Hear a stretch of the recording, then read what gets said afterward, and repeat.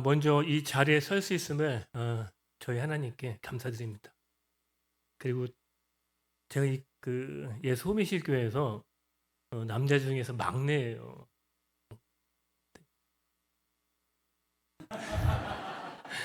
아마 제가 남자 중에서 짬으로 막내가 맞을 겁니다. 그리고 근데 그럼에도 불구하고 정말 이 자리에 설 수 있음이 정말 제게 큰 영광이 아닐 수 없습니다. 그리고 아내가 있어가지고 오늘 구라를 못 칠 것 같습니다. 막 구라치면 또 집에 가서 또 입 벌구냐? 입만 벌리면 구라.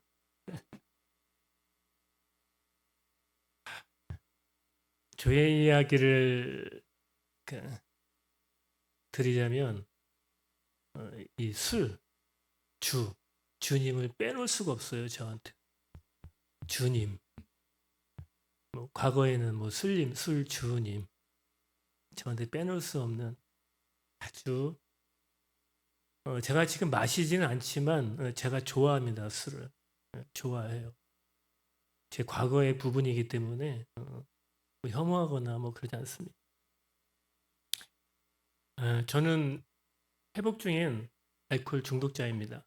여러분들이 그 알코올 중독에 대해서 얼마큼을 아시고 어떻게 알고 있는지는 제가 모르겠지만 저는 23년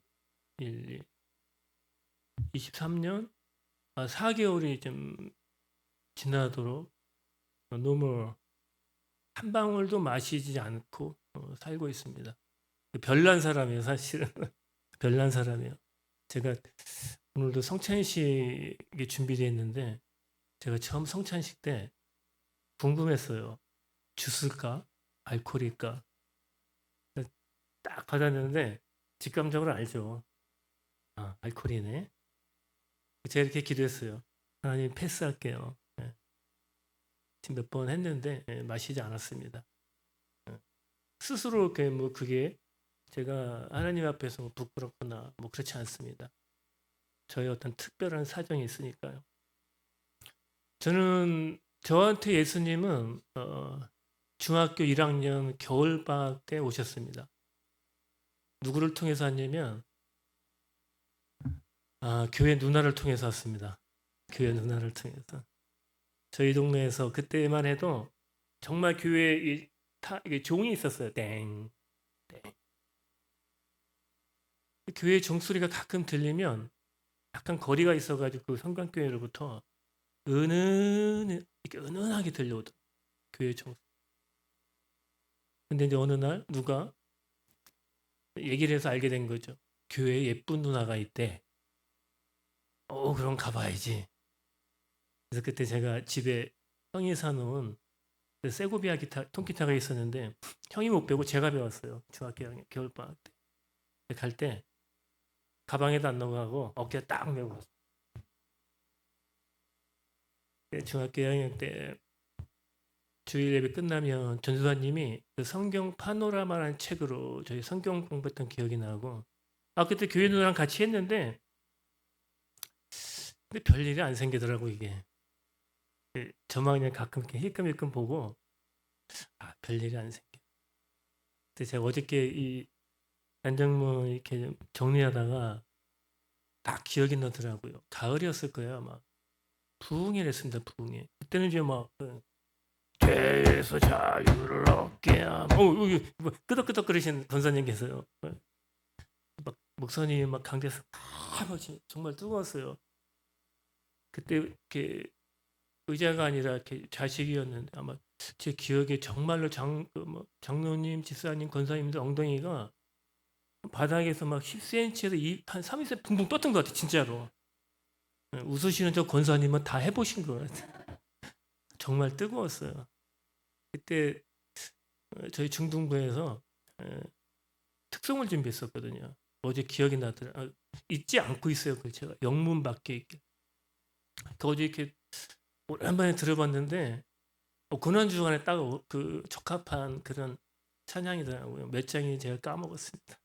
어저께 쓰면서 그 옛날에 오래전에 저 중학교 때 저를 찾아오신, 저는 사실은 제가 만났다고만 생각했는데 어제 이렇게 정리하다 보니까 며칠 전에 또 목사님께서 말씀하신 거랑 딱 매칭되더라고요. 아, 나를 찾아오신 거구나, 예수님. 예수님 나를 찾아오신 거. 아마 그때 저를 찾아오셨던 예수님이 계셔서 제가 그 환난과 같은 참 말도 안 되는 그 엉망진창인 그 삶 속에서 있다가 다시 이 자리에 설 수 있다고 제가 확신이 됩니다. 제 마음에서. 아까 목사님이 둘째 아들이라고 했는데 맞습니다. 네, 저 둘째 아들 맞. 제가 중학교 때 이 중학교 때부터 저 서대문에 있는 뭐 중학교를 다녔는데 중학교 때부터 저는 이 조직의 이 생활이 너무너무 힘들었어요. 정말 너무너무 힘들었어요. 이게 정말 힘들었어요. 이 공부는 어느 정도 웬만큼 했는데 같은 시간에 학교 가고 같은 시간에 둥땡침 안고 수업. 정말 힘들었어요. 정말 힘들었어요. 그래서 수업 끝나면 맨날 남대문으로 롯데백화점이 아마 새로 생겼을 거예요. 10년 동안 롯데백화점 뭐 소공동 지하상가에서 배회하고 어디 여학생 없나 눈 뻘개가지고 실제로 꼬시기도 하고 이제 막 미팅하고 원래 영화 보러 다니고 그렇게 제가 중학교 2학년 때 기타 치면서 애들이랑 그렇게 보냈어요. 고등학교를 어떻게 해서 가긴 갔는데 1학년 때부터 또 이제 이게 너무 힘들더라고 학교 생활이. 되게 힘들어요. 전 그게 저한테는. 제가 고등학교 2학년 때 자퇴를 했어요. 어떻게 자퇴를 했냐면 제가 당시에 음악 분식집에서 디제잉을 하고 있을 텐데 그 음악 분식점 형을 저희 형이라고 속이고 가서 그때 제가 새마을 적금이라는 걸 붓고 있었습니다. 가출한 상태라 돈이 필요하니까 새마을 적금 타먹으려고 자퇴했습니다. 선생님이 아셨을 것 같아요. 근데 왜 안 막지 않았을까 그런 궁금함도 있는데 제가 고등학교 2학년 수업 일수를 한 달도 못 다닌 것 같습니다. 자퇴했어요. 뭐 어머님이 많이 놀라시고 뭐 쓰러지시고 어머님 돌아가시고 안 계신데 가출했다가 돌아오니까 다시 학교를 가자고 가겠습니다. 못 가겠습니다. 제 어머님을 좀 설득시켜서 나중에는 저 너무 힘이 됩니다 학교가. 그리고 정식으로 그냥 집을 제가 나가 있습니다. 제가 엄마 저 밖에서 살게. 밖에서 살래요. 그래서 나왔어요 제가. 비록 어머님 속을 썩이긴 했지만 그때부터 거의 개인적으로는 자립했습니다. 그때부터 제가 다 벌어 쓴 것 같아요. 물론 그 돈을 벌어 쓰는 그 곳이 뭐 술집이긴 했어요. 그 당시에 제가 중학교 3학년 때 키가 지금보다 한 2cm 작았을까? 배구하라고 학교에서 그랬을 정도였으니까. 고등학교 때 자퇴하고 나와서 종각, 무교동, 명동 많이 다녔습니다. 많이 다녔어요. 그 당시에 뭐 제가 알바할 곳이 이제 거의 뭐 주점, 호프집 이런데 심지어는 이제 술집에서 알바할 때 거의 뭐 제가 있었던 곳이 좀 그 당시로는 특별한 곳이었는데 막걸리부터 양주까지 팔고 건반마 스타가 있고 중간에 이제 한가할 때 김구나 와서 노래해봐. 그럼 노래. 그 당시에 제가 무정 블루스를 많이 불렀던 것 같아요. 이승재 씨. 여기서는 안 하겠습니다. 그러다가 흘러 제가 어디까지 갔냐. 저기 서울역 밑에 파리다방 골목이라는 곳이 있어요. 거기 음악다방에서 유명한 뭐 허참 씨나 이런 분들이 거기서 막 DJ를 했던 그 골목이에요. 골목. 룸살롱에서 그 당시에는 웨이터라고 안 하고 빠보이라고 그랬습니다. 룸살롱에서 웨이트 해상화를 했어요. 그러니까 이게 그때 제 나이가 18살, 18살. 내내 거기서도 기타 마스터가 있었는데 밴드 마스터가 아니라 똑같아 거기서. 술 취한 상태에서 이제 뭐 김구나 그러면 가가지고 술 취해가 노래 뒷받고. 그러니까 이게 지금 생각해 보면 참 가관이에요. 가관 진짜 지금 생각해. 일찍이 제가 술에 그렇게 술 먹는 생활을 일찍부터 했어요. 일찍부터. 꿈 많고 그 푸른 꿈을 안고 이상을 꿈꿔야 했던 그 10대를 빨간 흔들리는 빨간 조명 아래서 제 10대가 그렇게 하고 군대 가기 전에 제가 금정고시를 했는데 인사동에 있는 땡땡 학원에서 학원 끝나면 또 술 심지어 뭐 고궁 들어가서 안주가 없어가지고 이제 막 대추 따먹으면서 술 먹고. 근데 제 가방이 전령 가방, 남자분들은 아실 거예요. 전령 가방처럼 어깨에 매는 헝겊 가방에 뚜껑이 있는 가방이었는데 포켓 2개 있었어요. 19살 때 거기다가 제가 플라스크 형태의 싸구려 술병을 2개 꽂고 다녔어요. 그때부터 술시가 없었어요. 그냥 생각나면 먹는 거죠. 그냥 수업 시간에서 19살짜리. 만학도들 형님이 있었는데 검정고시에 그 검정고시 학원 다닐 때 귀여워하는 거죠. 대꾸 이제 저녁 술 먹고 나 데리고 저기 동료상가 금은빵 골목대에 가면은 꼼장 그때 막 이렇게 구워 팔고 했어요. 술 먹고 형님들 들어가면 다시 나와서 무기동으로 가서 디스코텍 다니고 또 나와가지고 술 사들고 친구들이랑 남산으로 올라가서 밤새워 넘어가다 보면 장충동에 와 있습니다. 서울타워에서 넘어가면 장충동이에요. 10대가 그렇게 갔어요. 10대가 술을 마시고 또맥도 그때 배웠고 사발주도 그때 배웠고 19살 19살 때 그때까진 괜찮았어요. 그래도 젊었고 저 혼자니까.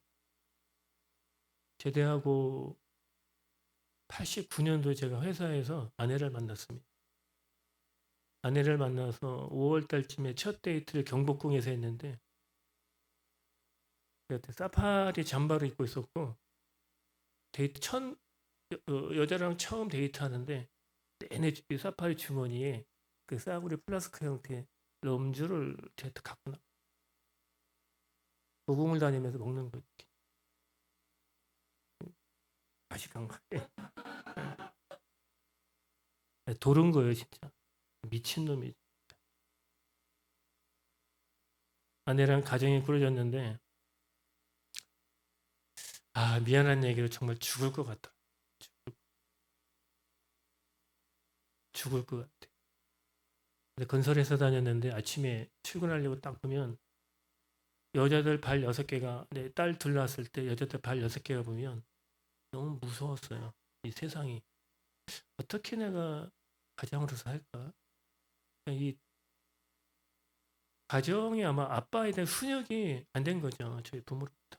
아버님 제가 국민학교 6학년 때 암으로 돌아가셨고 어머님은 우리 큰딸 임신했을 때 교통사고로 돌아가셨습니다. 제가 많이 존경하기는 하는 저희 부모님이지만 따뜻한 제대로 된 어떤 아빠, 가정을 이끈 그런 훈육은 받지 못했습니다. 하지만 그거랑 제가 존경하는 분들이랑은 별개죠. 부족하게 제가 컸던 거죠. 그게 아마 저한테 이제 학습되고 대문의 힘이 돼서 그랬던 것 같아요. 제가 술을 얼마나 많이 마셨냐면은 제가 그때 마포에 있는 건설 회사 다닐 때인데 참고로 제가 면허증은 지금 3번째야. 3번째 땄어요. 면허증을. 3번 땄어요. 2번은 취소, 1번은 정지. 나중에는 그냥 걸리면 네. 2번째는 저기 수원아시에서 교통사고 난 걸 모르고 안양을 넘어가다 저 이목동에서 군포지 거기가 깨니까 경찰차가 있더라. 군포경찰서에서 조석금이고 슬차가 임시면허증을 주거든요. 그 면허증을 갖고 차를 찾으러 갔어요. 제 승용차를. 경찰이 또 기다려보더라. 뺑소니 신고된 기억이 안 나. 수원 IC에서 뺑소니 신고가 돼 있다. 다시 수원 서부경찰서에서 조서를 또 썼죠. 이게 뭐 고스톱도 아니고 뭐 1타 2피 뭐 하루에. 아무튼 그렇게 제가 그 마포 현장에 있을 때 이제 회사 그 업체 점검 나간다고 자주 도망 나왔어요. 그날도 제가 화당역에서 수원에 오는 직행버스를 타려고 딱 편의점이 있어요. 지금도 있더라고. 그 편의점 이름도 안 바뀌고. 보통은 제가 이제 까만 봉지에 소주 하나 사고 콜라를 사요. 소주에 쓴 기운을 제가 없애기 위해서. 근데 이게 이 병소주를 차에서 먹는다는 게 정말 불편하고 힘들어요. 눈치도 봐야 돼. 덜덜 떨려. 근데 그날 계산을 하는데 진짜 제가 그 통 속에 있는 빨대를 보고 주야, 주님은 날 버리지 않는구나. 그때부터 제가 이 대중교통에서도 그냥 빨대 넣고 쭉쭉 먹고 걸어가면서도 먹고 빨대를 술을 먹고 딱 수원 올 때까지 한 병 먹고 북문에서 내려요. 집에 갈 때 걸어가 삼각길로 가죽 자켓에 다 꽂아 술병 빨대 꽂아놔 가. 진짜 그러고 다녔어요. 진짜 그러고 다녔습니다. 소형차요? 파란 불이면 가. 가래네. 빨간 불이면 마시래네. 진짜 그러고 다녀. 빨간 불이면 먹고 파란 불이면 가고. 아내가 소형차에서 콘솔 박스 딱 뒤져. 술병 나. 차 서. 의자 밑에서 술병 대굴대굴 있고. 그렇게 하고 결혼 생활을 했습니다. 제가.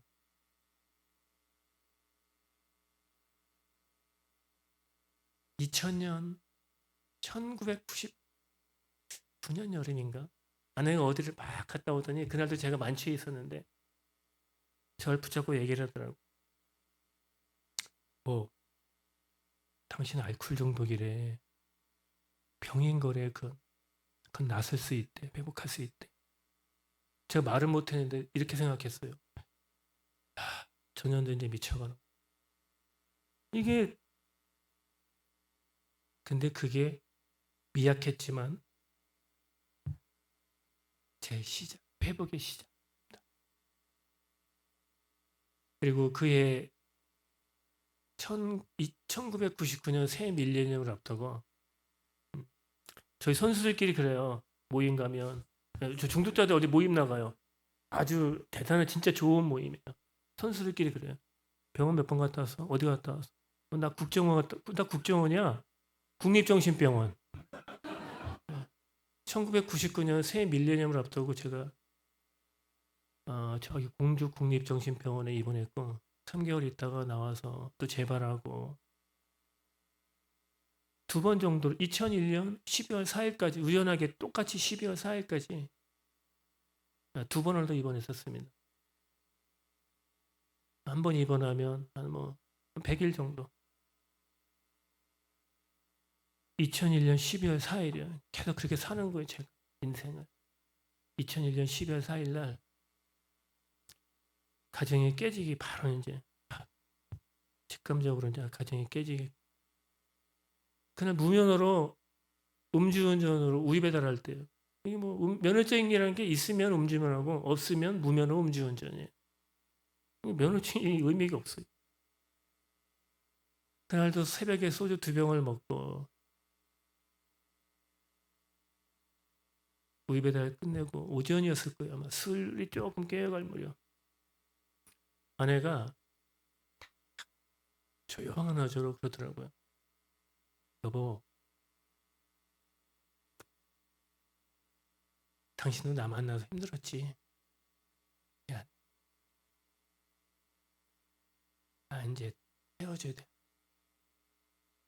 알죠? 그래서 제가 이렇게 얘기했어요. 여보, 나도 정말 이렇게 애들이랑 당신을 힘들게 하는 사람이 너무 싫다. 나도 사실 너무 힘들어. 그러니 내가 안 마신다고 해봐야 길면 2, 3일, 빠르면 이따 오후일 거다. 여보, 내가 다시 술을 마시면 내가 그때 갈라서자, 이혼하자. 아내가 그 말에 의미 없이 응, 알았어. 그날부터 안 마시고 있습니다. 그날부터. 제 회복이 시작되었고 하나님이 예배해 주신 기관들이 많더라고요. 사회에. 친구들도 많고. 중독자리 나가야 되는 익명의 알코올 중독자라는 모임이 있습니다. 미국에서 시작되었고 대단한 모임이에요. 그 모임을 시작으로 해서 죄 회복이 시작되었습니다. 경제적으로 회복되었고 많은 것들이 회복되었습니다. 제가 중간에 회복이 시작되고 나서 약물 중독 상담학을 공부하고 협회 자격증을 따고 상담 심리학을 공부하고 2005년도에 2006년도인가 미국에서 어떻게 중독자들 회복하나 미국 뉴욕으로 데이터 치료공동체 공부하러 연수들 갔다 오기도 하고 그때는 제가 내가 하는 길이 왕도구나.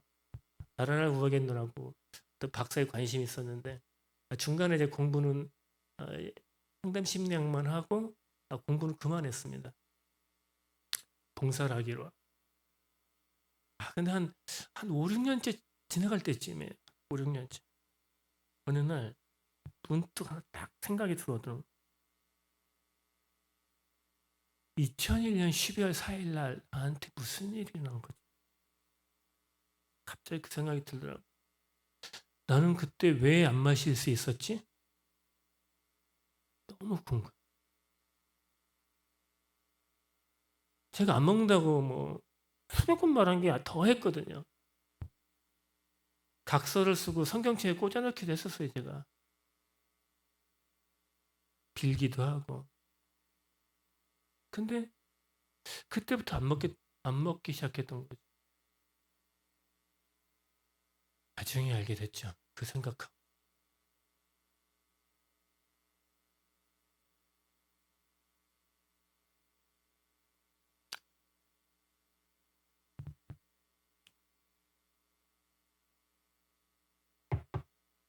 아내의 기도가 있었다.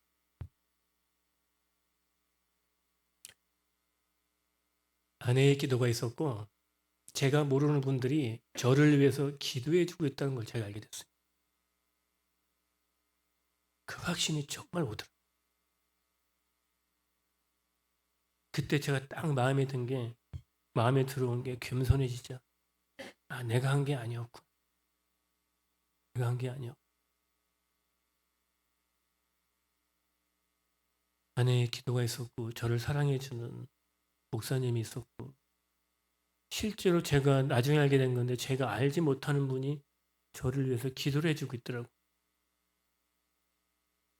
지금은 제가 누군가 알지 못하겠지만 저도 다른 분들을 위해서 기도하고 있습니다.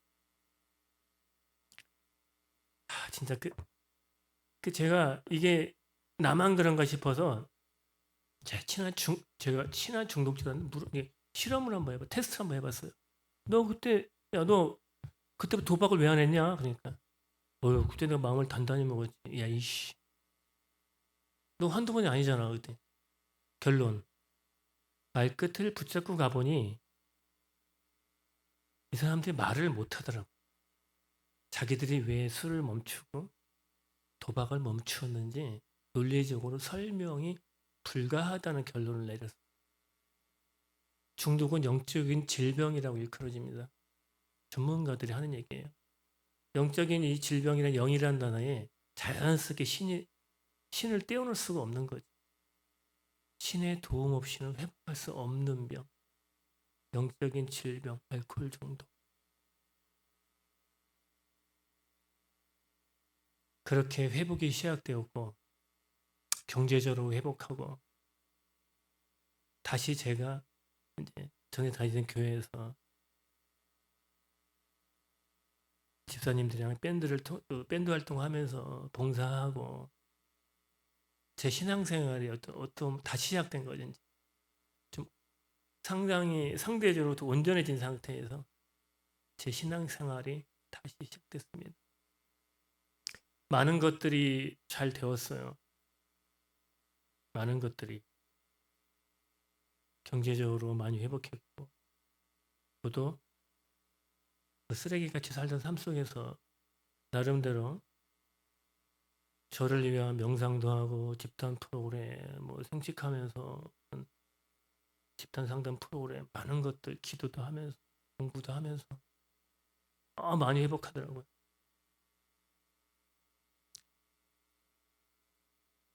목사님 저 시간 조금 더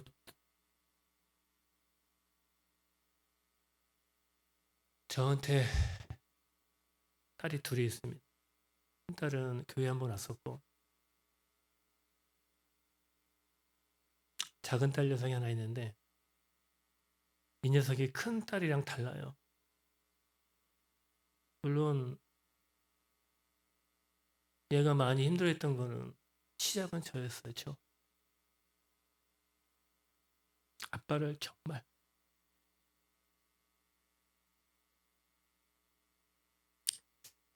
많이 좋아했습니다.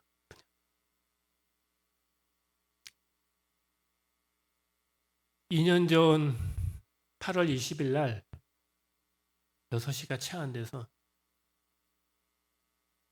경찰로부터 전화를 한 통 받았어요. 공교롭게도 더 리브의 제 딸이 오피스텔에서 독립해 있었습니다.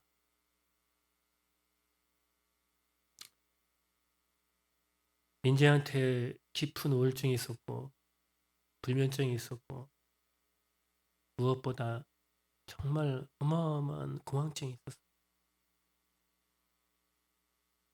제가 이렇게 하면 나아질까 저렇게 하면 나아질까 진짜 많이 했고 뭐 치료부터 상담치료, 심리치료 많은 것들을 했는데 제 마음처럼 되진 않았어요.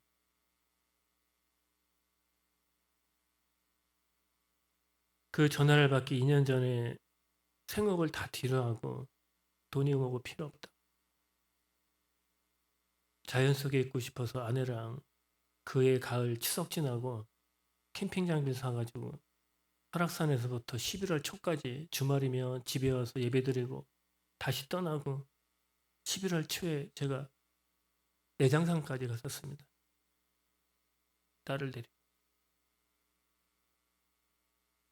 많은 걸 했어요. 제가 회복하려고. 그날 전화 목소리 이렇게 저한테 얘기하더라고요. 하나님이 돌아가셨어요.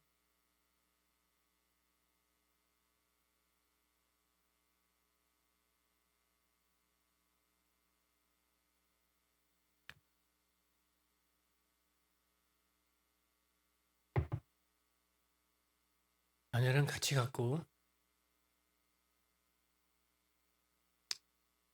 차갑지 않은 제 딸아이 얼굴을 만지게 됐어요.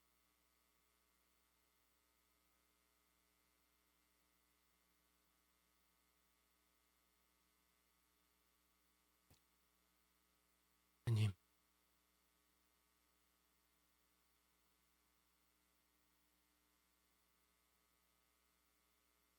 제 딸 참.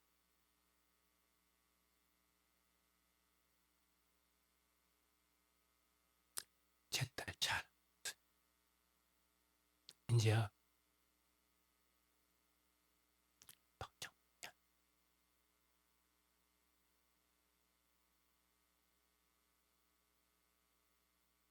다시 만나는 날 아팠고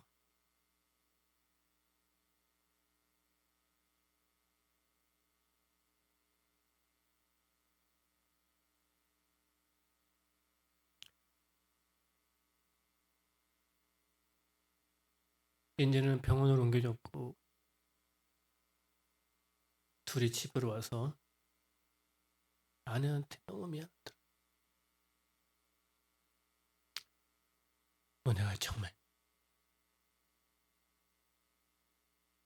아내가 그러더군요. 야, 여보, 당신이 할 만큼 했다. 어떻게 당신보다 더 잘해? 당신 그러면 같이 내가 다 한다. 제가 이렇게 얘기했어요. 여보, 딱 한 번만 더 하자. 내가 정말 미안하다. 그리고 지금까지 그리고 저는 장례를 준비했습니다. 제일 먼저 목사님이랑 장로님한테 전화를 걸어서 이렇게 얘기했어요. 저를 좀 도와주세요. 아내가 그러더라고요. 여보, 인지 아는 분들 다 불러서 장례를 치르고 싶어. 그래, 알아. 내가 알게. 계속 기도했습니다. 하나님, 제가 환난 속에 있지만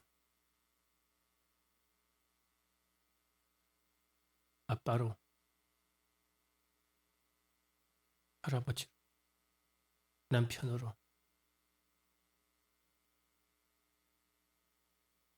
제 작은 딸 보내는 이 장례 경건하게 치를 수 있도록 잡아 기도했습니다.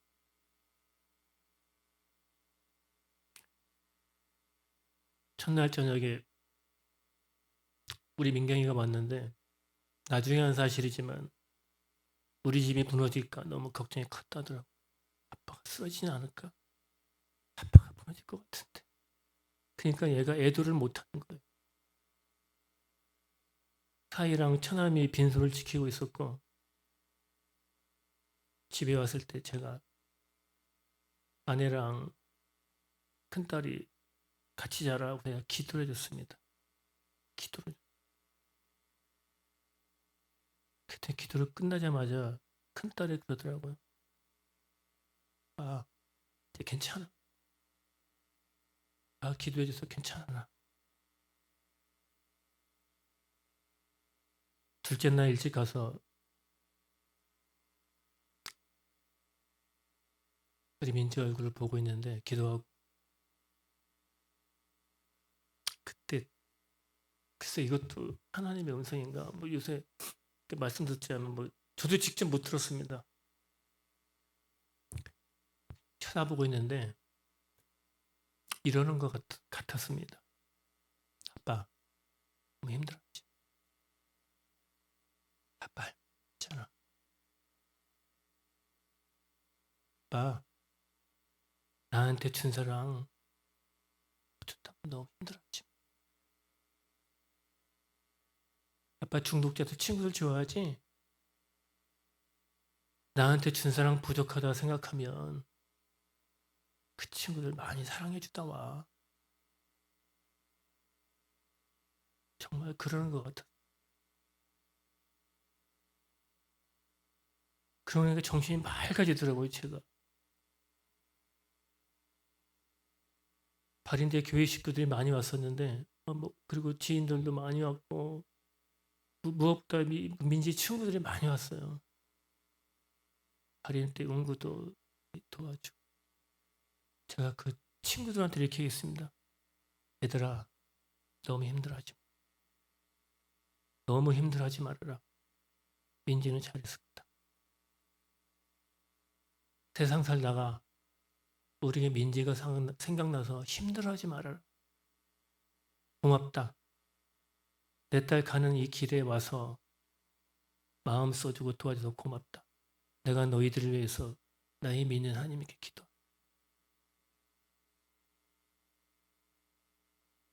교회 식구들한테 제가 많이 기다리고 있더라고요. 발인 예배 끝나고 제가 하고 싶은 얘기가 갑자기 생각이 나서 이렇게 얘기했어요. 너무 슬퍼하지 마십시오. 제가 원하지 않습니다. 분명히 저는 환난에 처했고 가슴이 너무너무 아픕니다. 제가 태어나서 아무리 술 먹고 살았지만 이렇게 가슴 아픈 적이 없었습니다. 하지만 쓰러지고 싶지 않습니다. 절망 속에 있고 싶지 않습니다.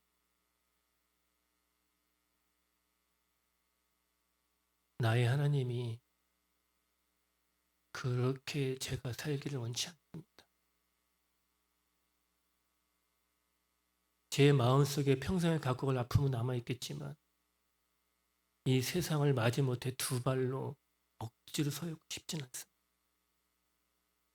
그러니 너무 슬퍼하지 마십시오.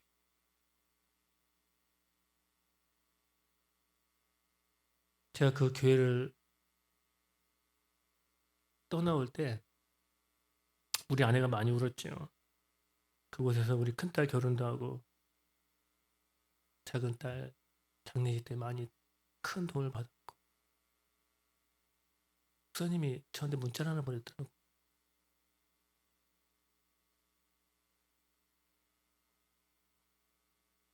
떠나가게 되셨지만 민지의 죽음을 통해서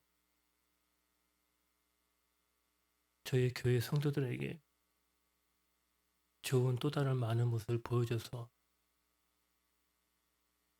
많이 배우고 간직하겠습니다. 고맙습니다.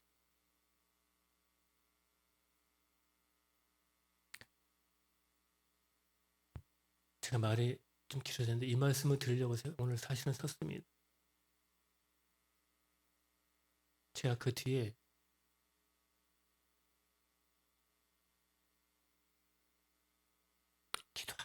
기도.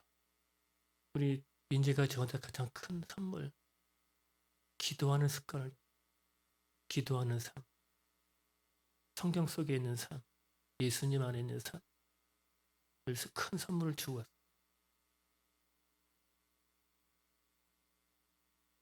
기도를 하고 하다가 제가 중독자들이랑 많이 이렇게 시간을 많이 보냅니다. 제가 회복할 때 부부끼리 회복이 우선이라 생각해서 하나님 더도 덜도 말고 같이 회복할 부부 2집만 보내주세요. 그때 지금 12집이 돼가 11집이 돼가지고 목사님 말씀 따라 저도 분리개척했어요.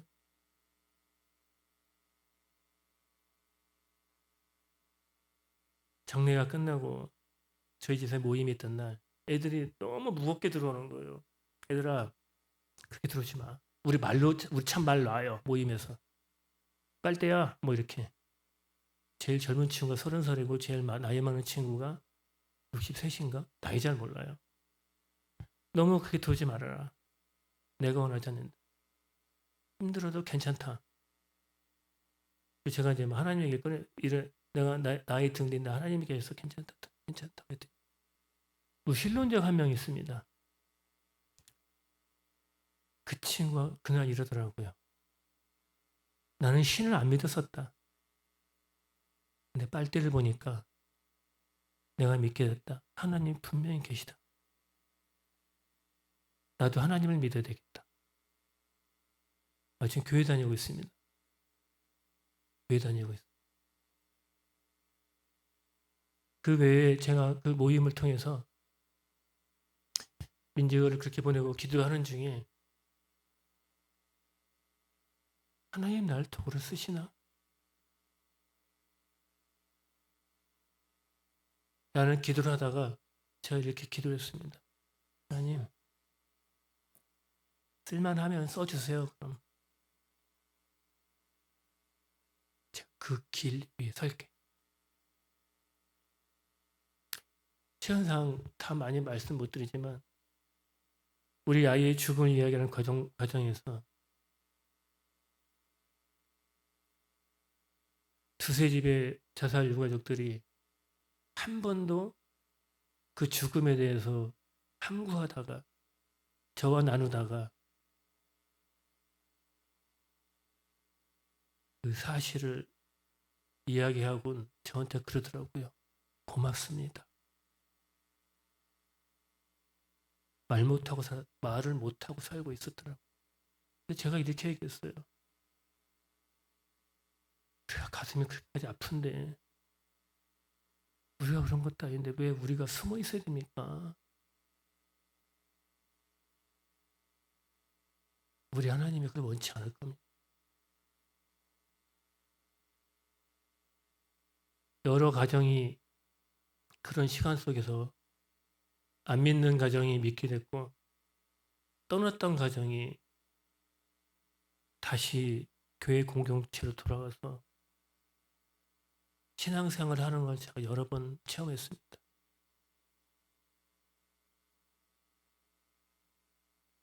정말 제가 이 자리에 서기에는 정말 사람의 가치로 따진다면 있을 수 없는 일이에요.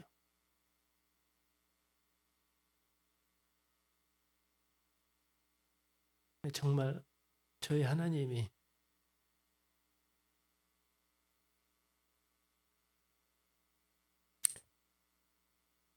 그 쓰레기같이 살았던 저를 안아주시고 품어주시고 내 딸의 죽음 앞에서도 쓰러지지 않고 남은 가족의 역할로 남은 사회 구성원의 역할로서 예수님의 자녀로 살 수 있게 해주셨습니다.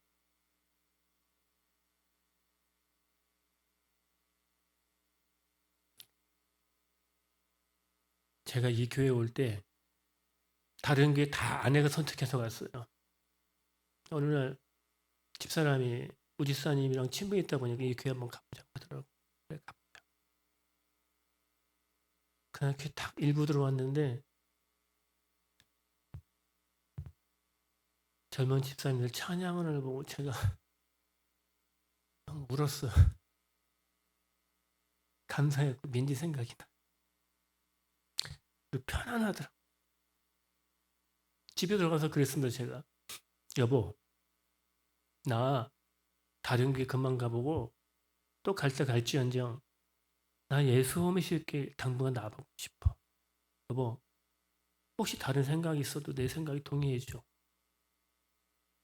혹시 알았다. 제가 여러분들 앞에서 처음으로 이런 말씀 드리는데 저는 따뜻해서 좋았습니다. 따뜻해서. 이 찬양팀 식구들이 같이 하는데 정말 따뜻함을 느꼈습니다. 교회 찬양 연습할 때 올 때 되게 행복해. 교회 간다 안 그래. 기타 치러 간다.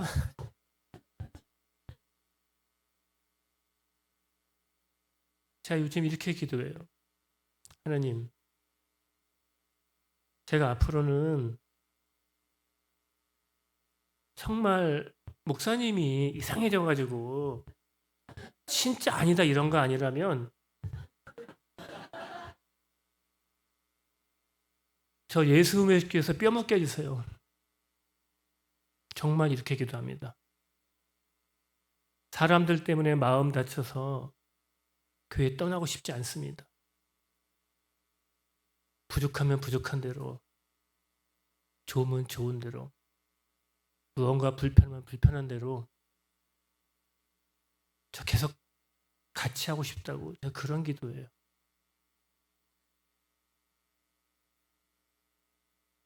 그리고 아내도 정말 이 교회에 와가지고 더 큰 위로와 평강을 얻은 것 같아요. 저 역시도 그렇지만.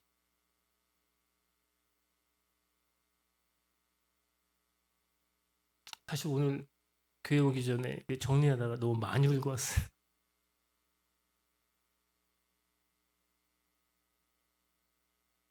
제가 마지막으로 드리고 싶은 얘기는, 하고 싶은 얘기는 전 여러분들이랑 부족할지언정 정말 나를 위해하는 게 아니라면 안고 보듬어주고 감싸주고, 그렇게 저의 마지막 교회라고 생각하고 함께하고 싶습니다.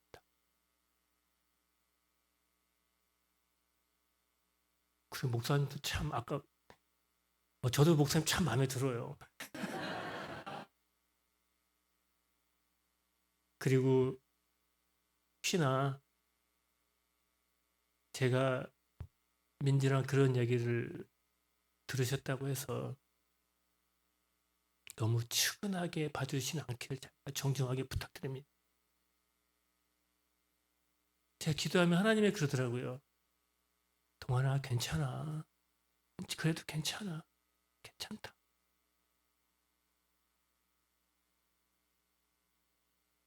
제 가슴이 두 개잖아요.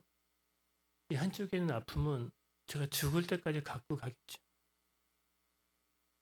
하지만 이쪽 가슴은 그렇게 힘들지만은 않습니다. 즐거울 때 즐겁게 찬양하고 웃고 함께 기뻐하고 그러고 싶습니다.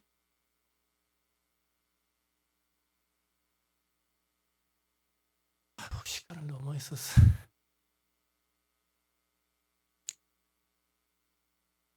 제가 미국에서 공부할 때 거기 이런 말이 있었습니다. 제 교회에서는 처음 써봐요, 이 말을. 이곳이 아닌 다른 어떤 곳에서 나의 거울이 되어주는 당신을 만날 수 있었겠습니다. 전 교회 오면 가끔 불편한 마음이 들 때도 있긴 하지만 정말 진심으로 말씀드리는 건데 여러분들로부터 저를 봅니다. 그래서 제가 계속 교회 안에서 성장할 수 있고 제 믿음이 흔들리지 않고 그렇게 생활할 수 있는 것 같아요. 정말 그것을 값으로 따진다면 환산할 수 없습니다.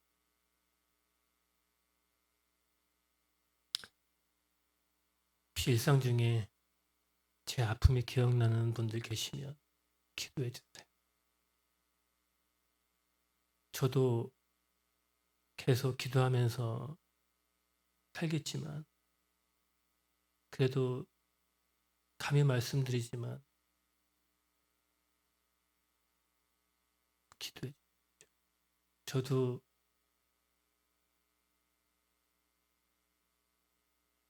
우리 목사님 보고 잡사라고 그랬는데 안 믿으실라나? 저 생각나는 성도님들 위해서 기도하고 있습니다. 진심이에요. 너무 길어졌고 이런 이야기할 때 제 안에 딱 있는 거. 마음 공부하면서 이건 아주 뭐 그냥 공통적인 말인데요. Here and now라고. 지금 여기 계신 분들이 아니면 제가 살 수가 없는 거죠. 긴 시간 채 정리되지 않은 제 이야기에 귀 기울여 들어서 정말 감사하고요. 예수 호메실 교회 여러분들 사랑합니다.